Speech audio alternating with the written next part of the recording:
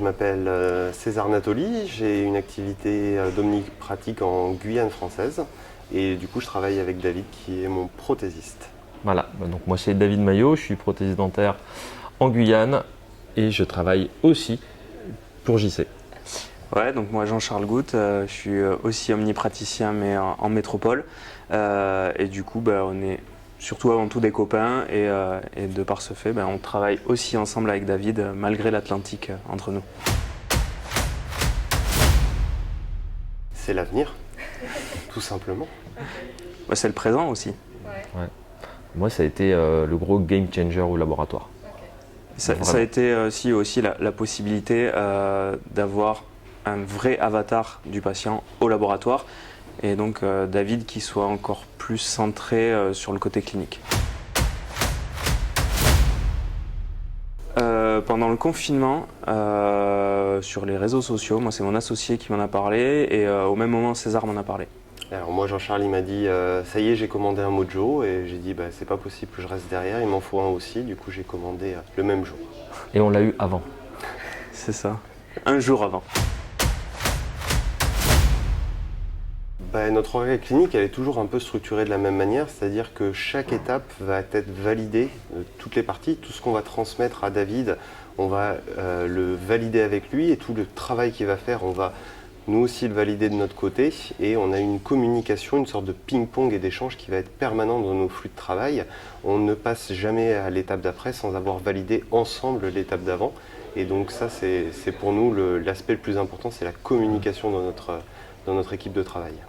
Pour moi c'est assez simple, je design quasiment plus de cas sans Mojo parce que j'ai César et JC qui disposent de Mojo à leur cabinet respectif, mais j'ai aussi 2 autres praticiens en métropole qui ont des Mojo.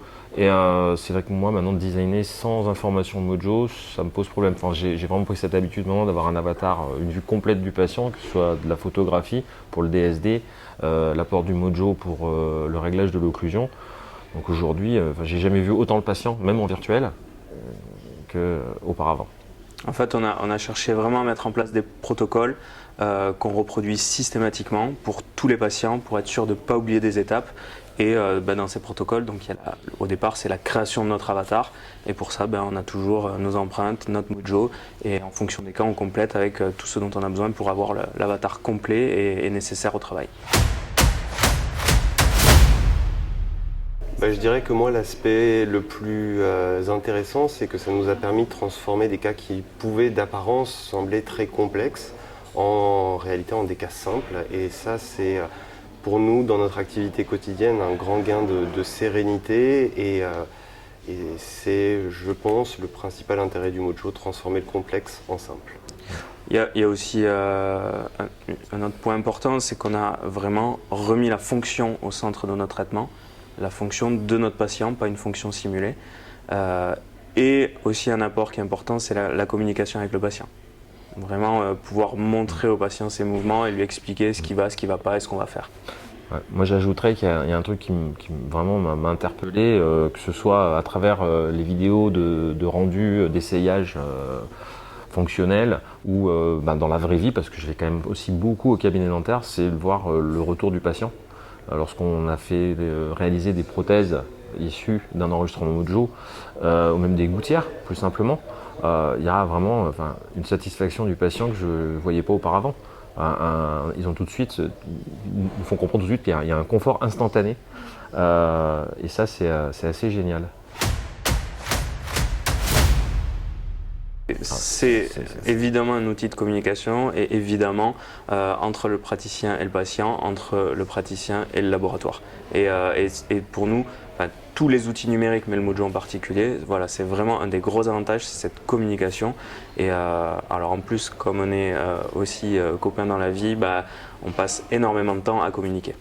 Et je dirais même plus que c'est aussi un outil de communication entre praticiens parce qu'aujourd'hui, régulièrement, moi j'envoie des enregistrements Mojo à Jean-Charles pour savoir un petit peu son avis sur la question et vice-versa.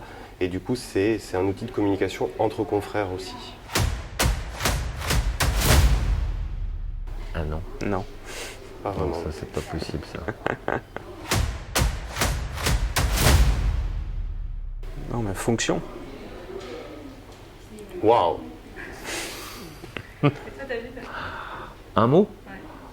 Indispensable.